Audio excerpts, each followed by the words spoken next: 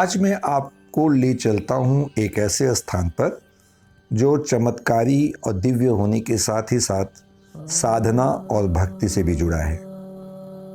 गढ़वा ग्राम, मऊ तहसील, जिला चित्रकूट, उत्तर प्रदेश। 15वीं शताब्दी में यहाँ प्राणनाथ दुबे नाम से एक व्यक्ति ने जन्म लिया और बचपन से ही वह योगी और देवी के भक्त थे। चूँकि आज भी ऐसा देखा जाता है कि बरगढ़ मऊ का जो विशेष क्षेत्र है वो 15वीं शताब्दी में बघेल राजपूतों के अंतर्गत था। बघेल राजपूतों की जमींदारी, उनकी सामंतवादी प्रथा, उनकी राजशाही अपना प्रभाव दिखाती थी। तो क्षेत्र के बघेल राजपूतों की जमींदारी प्राणनाथ दुबे को प्रायः सताती थी। कारण था देवी द्वारा प्रदत्त एक तलवार परानू बाबा को मिली थी और प्राणनाथ दुबे कभी भी इस अस्त्र का प्रदर्शन या इसका उपयोग शक्ति या बल के लिए नहीं करते थे।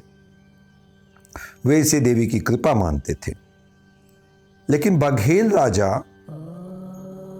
जिसे प्राणनाथ दुबे के साथ एक ईर्ष्या थी, वह किसी भी प्रकार से इस तलवार को अपने कब्जे में लेना चाहते थे। राजा ने बार बार प्राणनाथ दुबे यानी परानू बाबा को अनुरोध किया कि वह तलवार राजा को दे दिया जाए, पर परानू बाबा बार बार ये समझाते कि यह तलवार नहीं, देवी का आशीर्वाद है। परानू बाबा का योग और तपोबल भी ऐसा था कि राजा को खुलकर सामने आने का कोई साहस नहीं था। तमाम कथाएं प्रचलित हैं, पर मैं सबसे विश्वस्त कहानी की ओर ध्यान दूंगा जो वास्तव में समर्पण और भक्ति से भरी है और विश्वास करने लायक भी है। जब बघेल राजा के बार बार तलवार मांगने पर भी परानू बाबा ने उन्हें अस्वीकार कर दिया, तब राजा ने छल की सोची। धोखे से परानू बाबा को गढ़वा से दूर दूसरे ग्राम में भेजकर राजा ने उनकी माता को यह कहकर तलवार ले ली कि परानू बाबा का जीवन संकट में है और केवल यही तलवार उनकी रक्षा कर सकती है। माता सहज थी। माता ने उस तलवार को उठाकर राजा को दे दिया।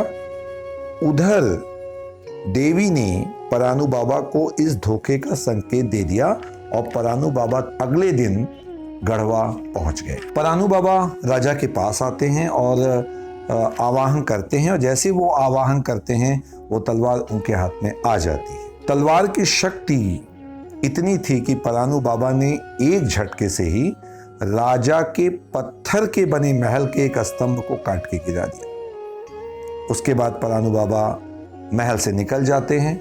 दुखी व्यथित परानू बाबा अपनी साधना स्थली यानी वह स्थान जहां वो एकांत में कुंड के पास बैठकर अपनी योग साधना करते थे, वहां पहुंचते हैं और अपने पेट को उस तलवार से चीर देते हैं। फिर बाहर लटकते हुए आमाशय और पेट के विभिन्न हिस्सों को अपने हाथ में लेकर वे देवी स्थान, जो कि लगभग 500 मीटर दूर है, वहां पैदल चलकर जाते हैं।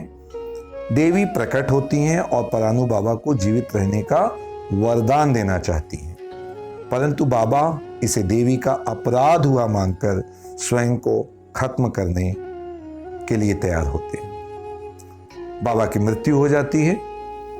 जंगल में स्थानीय लोग बाबा के शरीर को समाधि दे देते हैं और जब जब उस समाधि मंदिर पर छत बनाई जाती है तो वह छत गिर जाती है। इसीलिए आज भी इस समाधि स्थल पर कोई छत नहीं है।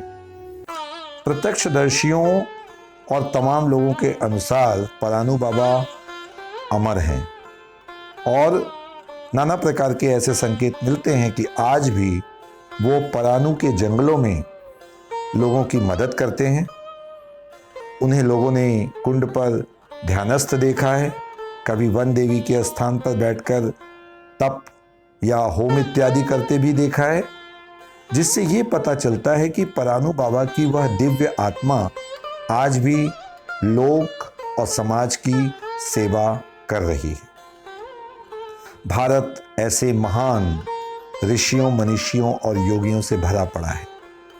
परानु बाबा बहुत प्रसिद्ध तो नहीं, परंतु स्थानीय लोगों में पूजित हैं और परानु बाबा जैसे साधक हमारे लिए एक प्रेरणा हैं।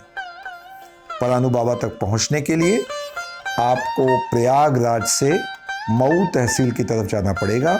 मऊ तहसील चित्रकूट जिले में है और उसके पहले ही बरगढ़ एक स्थान आता है, वहाँ पर आप किसी से पूछ लें परानु बाबा का मार्ग, आपको परानु बाबा के मंदिर तक जाने का रास्ता मिल जाएगा।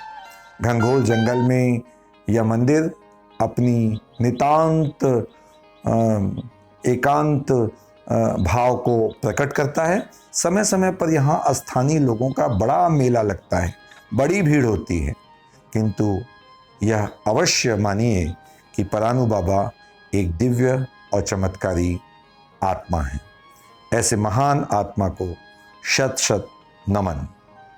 नमस्कार।